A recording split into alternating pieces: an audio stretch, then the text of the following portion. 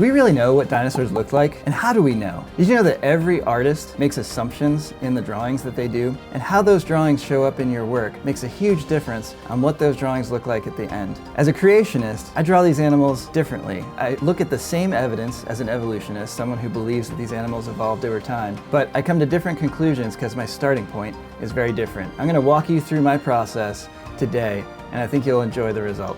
So today I'm going to draw an animal called Sinornithosaurus. And he's a big deal because evolutionists, when they found this fossil, it was the first dromaeosaur, which they consider dinosaurs, dromaeosaur, found with feathers. And so that was a huge deal. Here's a picture of that fossil, and you can see the fuzzy stuff coming off of it. So the first step for me is to research the fossil and to figure out what did this animal look like from the bones. But before we jump into the bones, let's look at how evolutionists have represented this animal. So this is Sinornithosaurus, one of the drawings by an evolutionist, and you can see kind of all of the feathers coming off. He looks a little bit crazy with his arms going all over the place. Here's another one that looks similar. Kind of has these half-evolved wings in these drawings. You know, different colors because they don't know exactly how it was colored. This one has a little bit more feathers, but again, kind of half dinosaur, half bird. Looks kind of that way. Here's another one from a museum. And so you can see all of these reconstructions share a lot of similar attributes. When I approach something like this as a creationist, I have a different starting point. The first step I take is I look at the skeletal drawings. And you can see here the bones and the profile that he puts on this, it's posed a little bit like a dinosaur. What I want to be able to do is I want to take something like this and be able to do a drawing on top of it so that it's accurate. I want the proportions to be accurate. I want the ratios of everything to be accurate, the shapes of the limbs, the shape of the skull, the size of the tail, all of those things to be as accurate as possible. What I've done here is I've actually recreated that skeleton in 3D. And this is a 3D program called Blender. So you can see here, I can rotate the skeleton around, and so that gives me a lot of additional information, which is really helpful when I'm doing a drawing. Now, there's a lot of things about this that make it look a little bit more dinosaur-like. And so I'm going to talk about that first, because as a creationist, when I approach this animal, I want to know, is this a dinosaur or is this a bird? I've concluded, and our staff paleontologists have both looked at this animal, and we've concluded that this animal is actually a bird. And the reason for that, there's three real quick, easy ways to tell. One is, does it have feathers? Actual feathers with quills in them and barbs, and it does. If you look closely enough at the fossils, it does have true feathers. The second one is the wrist. The wrist is very unique. And you can see even in the evolutionary construction, the wrist is swiveled sideways. So it's got a special swivel wrist. It's got this special bone called the semilunate carpal in the wrist. That is a good indicator that this is actually a wing. It's got feathers on it, and the wrist swivels kind of like a bird's wing folds. And then the tail is another big indicator. It's got a really thin, light tail. But you see, it's still posed like a dinosaur. And so the next step is to figure out, all right, if this animal is a bird, what happens if we pose it like a bird? That's that next step, where I took the bones and I rearranged them and posed them a little bit differently. I moved the knee forward because this is a really thin, light tail. It wouldn't provide enough counterbalance for the animal to walk from the hip, so the animal walked from the knee, which birds do. Birds' necks are more flexible, so you can see I curved the neck a little bit more. I just closed the mouth because birds don't walk around with their mouth hanging open. It looks a little bit more natural. And then I also folded the wing just a little bit more, raised it a little bit on the body. Not a big change. That's something that kind of takes it to that next step. And now you can see, if we kind of rotate around, it looks a whole lot more like a bird. So that's kind of that first step, is to figure out how is the skeleton posed that it's most natural based on the type of animal that it was. And then I also added some feathers to the wings. So you can see I've got a feather here, and the length and size of the feathers I want to be accurate as well. Now, the feather preservation on Sinornithosaurus wasn't super accurate, or wasn't preserved really well. And so what I did was I took the feather measurements from Microraptor, which is very similar, as I said. I'm not just making these decisions on the fly. This is based on just hundreds and hundreds of hours of research that I've done with our paleontologist, professional scientist here at Answers in Genesis. These are the criteria that we've developed after looking at hundreds and hundreds of research papers, hundreds of specimens, and so that's what led us to this conclusion that this animal was most likely a bird. So then I'll do some sketches about what could this bird have looked like in life. And so here's some really rough sketches that I did, and you can see it's got a longer tail than some birds do today, but these are generally how we would expect a bird to be posed. And so this one's my favorite. It's like it's pouncing on something there. It's got its wings open a little bit. So now I'm going to go back to my 3D skeleton here, because I could start drawing on top of this rough sketch, but I want the proportions to be accurate, right? So what I'll do is I'll come in here and I'll repose these bones based on that drawing. So I overlay the skeleton on top of the sketch, and then I figure out, all right, what's the most natural pose that kind of lines up with my sketch? And so I ended up with something like this, and you can kind of see the similarities to the sketch there. So it's not exactly following it, the proportions in my sketch weren't exactly right, but now that I have that, I can see this is kind of what the animal may have looked like if it were getting ready to pounce on a small rodent or something like that. The proportions make sense, and that fits with the research that we've done. So then I'll go ahead and do a render of that. And I can render the skeleton into an image, and so there you go. And you can see it's got some lighting on it and things like that. Now I'm ready to sketch over top of this. So that's the next step. I would take this and I would send it over to my favorite place to draw is on my iPad, and you can see I've got the same rendering right here on the iPad. And so I'm going to come in here to make it a little bit easier. I'm going to kind of fade it back so that it's easier to see my sketch lines, and I'm also going to tweak the background color just so it feels a little bit more paper-like. And this is Procreate. It's a really fun little drawing app that you can get for the iPad. I'm going to start with the wings. So when an evolutionist looks at the fossil of Sinornithosaurus, especially when they look at the wings, they reconstruct it often like this, with the fingers without having feathers on them, and they have scales on them. Well, none of that is found in the fossil evidence. That's part of their interpretation. Why do they interpret it that way? Because they're doing something called phylogenetic bracketing.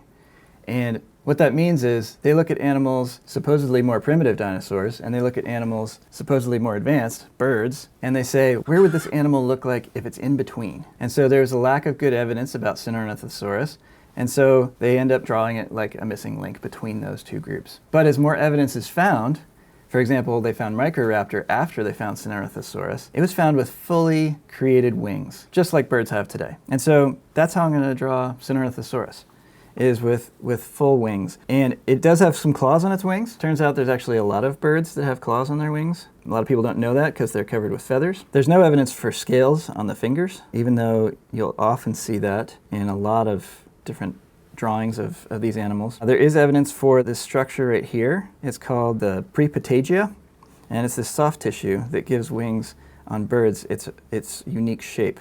So you don't ever see an elbow on a bird, right? But you do see this unique wing shape, and that's because of that soft tissue that is carefully designed by God to create and make the wing more aerodynamic.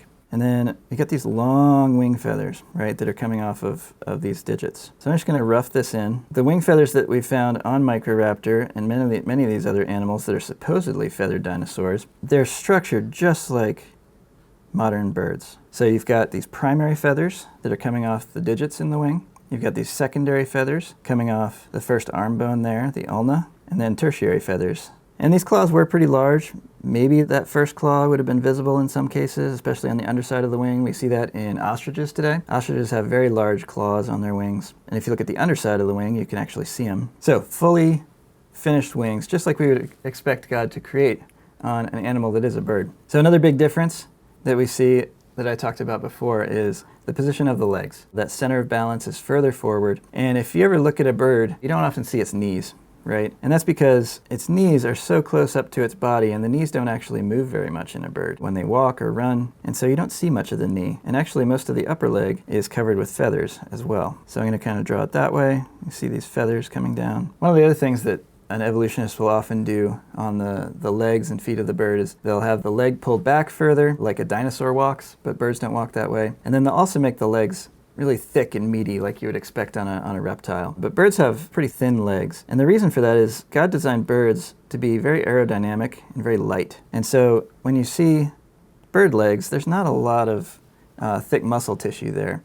Most of the muscle structure is up closer to the body. This animal is a dromaeosaur, so it's got that big claw on its foot. And we actually find that on a lot of the raptors that we see today. If you go look at a hawk or osprey or different eagles, that first claw is usually the big one. So I've been drawing birds and dinosaurs ever since I was a kid. I've always found them very intriguing and interesting. Always been watching birds, always loved dinosaurs. I even wrote a little storybook about dinosaurs. I was pretty obsessed. When I was in high school, I even entered a high school drawing competition, and they disqualified my piece because they said, you didn't know what dinosaurs looked like. But they didn't know that I had actually gone through this process as a high schooler. Went to a museum, found the bones, drew the bones, and then reconstructed it from there. But they didn't expect that. So another big difference that you'll see between evolutionists and creationists is the tail, right? You can see even on this one, they made the tail relatively thick down at the base. The tails on these animals are very thin. So in my drawing, it's kind of hidden by the wing, but it would kind of be very thin all the way up through. And so I want to represent that well because the tail is very light in these animals. And you can see that in the fossils very clearly. So I'm just going to kind of base it on Microraptor, an animal from the same family. And it has kind of those longer feathers at the end, and then it's just kind of a thin, stiff tail the rest of the way. Another big difference that you'll see between when an evolutionist draws this animal, anytime they're drawing a feathered dinosaur that was supposedly a missing link between dinosaurs and birds, they like to put scales on the head. We've never found scales on the heads of these animals. Soft tissue is very rarely preserved. That is just an assumption that they make. They assume that, oh, well, these animals were dinosaurs, they had scaly heads. We do find scale impressions on some dinosaur heads, and we find fossils of birds with feathers on their heads. And so they try to put this as a transitional form in between. And so they also often don't put a beak on them. They'll have the big teeth coming out and lips instead of a beak. In the fossil record, beaks are very rarely preserved. I read about one fossil bird that even evolutionists would agree is a bird, found 400 different specimens and only 2 of them had any beak material. So it's very rare. So when we've only found a couple of specimens of Sonorthosaurus, a beak is not something that we would expect to find preserved. But I'm going to give him a beak because all modern birds have beaks, and not having a beak is just part of their evolutionary story. It's not something that's based on the evidence. Sometimes they'll say, well, you can't have an animal with a beak and teeth. Well, it's true that we don't have birds today that have teeth, but we find lots of birds in the fossil record that do have teeth. And so that's not a good argument. That's just based on assumptions again. So we're going to draw this animal with a beak. It's hard to tell exactly how much beak they would have had. And even some evolutionists have even started doing this. They've started drawing these animals with lots of feathers on their head, because the more evidence they find, the better it lines up with what the Bible says. That God created birds on day 5, God created dinosaurs on day 6, so we expect these animals to be distinct and different, and that's what we find. So now we're just going to go back in. I'm going to clean this up a little bit, create some nicer, sharper lines. Pretty happy with the shapes. I just need a little bit more definition. I've always been interested in real animals, and some people are really into drawing fantasy, drawing dragons, and I find that interesting. I don't think it's a bad thing, but the difference between drawing fantasy and drawing something like this is just that element of realism, making sure that the proportions are exactly right, making sure that it's based on actual evidence, not just on assumptions. Those are all things that have really helped me be passionate about representing God's creation. And God creates such beautiful, functional creatures when he makes these animals. One of the coolest aspects of birds is the feathers. They're just amazing structures. And they get even more complex the closer you look. Looking at them under a microscope, they're so complicated with their barbs and barbules. They act like a zipper. And so when a bird cares for its feathers, it uses its beak and a special oil gland. It is able to just preen the feathers, and it just runs its beak along the feathers with that oil, and they zip right back together. It's really remarkable how God designed these creatures. No other creature in creation has feathers. Evolutionists claim they found feathers on dinosaurs, but those are either birds, like this animal, or they found just filaments, which are not the same thing. And the wing structure is amazing too, so we don't find feathers just randomly attached to the body as you'd expect with evolution. We find feathers arranged just like modern birds. They've got the primary feathers, the secondary feathers, the tertiary feathers, and so these feathers are just very carefully designed by God to create this airfoil wing structure, and it's perfect for flight. Scientists are still trying to copy how dynamic the bird wing is, because it's not like an airplane wing that takes up a lot of space. The bird can just easily fold it right back up against their body, and it acts as protection for their body and keeps the feathers safe. So it's just a remarkable structure. And then covering their body are a similar type of structure, these down feathers or contour feathers. And every one of those feathers has muscles attached to it, has nerves attached to it, has blood vessels attached to it. And evolutionists don't talk about that. They don't talk about the fact that not only did our scales completely different than feathers, not even the same, not even similar structures at all, but they develop completely different as well. A lot of these feathers anchor into the bone. Scales don't do that. These are branching structures. There's individual muscles attached and the nerves so that the bird can feel with the feathers. It can feel how the air is flowing over the feathers, so it knows when it's flying if it needs to adjust. It can feel when a feather is out of place, so it can fix it. And you can imagine how important all of those things are for flight. Because if your feathers are out of whack, it's going to affect your flight pattern, your ability to fly. All right, so now that we've got the sketch this far, we're going to take it over to the computer and we're going to try it out inside of an AI tool and play with that and see what we can come up with. So over here, I've pulled up Adobe Firefly and I've uploaded our sketch as a composition reference. So we're going to set the strength to high. AI image generators are a really interesting new technology that's emerging, and sometimes they're really bad, sometimes they're really good. We're going to see how it does this time. I could very easily ask for a feathered dinosaur from AI, and that's what we used here. And it'll give me a feathered dinosaur because it has images of feathered dinosaurs. I'm not going to ask for that because I believe this animal was a bird, starting from a creationist worldview. I based this on kind of a secretary bird, so I'm gonna use that. We don't know what color it was, so I'm going to say a green secretary bird with its wings out in a prehistoric forest. As a creationist, we know there's no such thing as prehistory. God recorded all history in His Word. I'm using terms that it would understand, and so I'm going to say in an oil painting, digital art style. Now it's going to include some things about a bird that aren't exactly anatomically accurate, and so that's my next step would be to come in here and choose one of these, or maybe even choose multiple of these to try to combine together. One of the other things about AI that you can usually tell it's AI generated is all the textures are kind of similar in the artwork, and so sometimes that's a negative thing. So I never stop with just an AI generated image. I always want to go in and clean it up, fix any anatomy issues with the image, and make sure that I paint over areas that don't look quite right. Because a lot of times the feet will not be quite right. These dromaeosaurs had that large claw on their foot, and so sometimes it won't get that accurate. The beak isn't quite right on some of these. The tail's not exactly how I want, and I gotta fix the beak, but it's in the right direction. When I was in college as an art major, I took a human anatomy class, and the purpose behind that was to be able to learn to draw people better by understanding how our bodies function, how they work, what our anatomy is. Drawing hands is one of the hardest things, but if you understand the anatomy and the bone structure inside of a hand, it helps.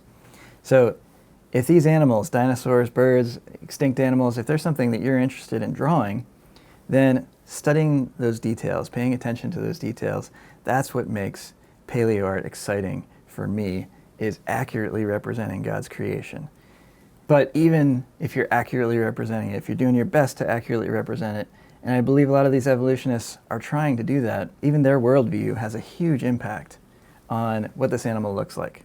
We're both trying to accurately represent it. We're both looking at the same evidence, but we're looking at it from very different perspectives. And the Bible helps you interpret the evidence properly so that you can end up with a result that is the most accurate and the most lifelike and gives the most glory to God. I created this drawing really quickly, but you would assume if you found it somewhere that a person had drawn that, had created that. There's complexity to it. There's intelligence behind it. Yet when some people look at these complex creatures, even as complex as a bird, with all of its intricacies and irreducible complexity, they assume that it came from chance random processes. But design like this, that is fully formed, fully functional, these fully functional wings, a fully functioning system to preen and care for these feathers, all of that doesn't come about by chance random processes.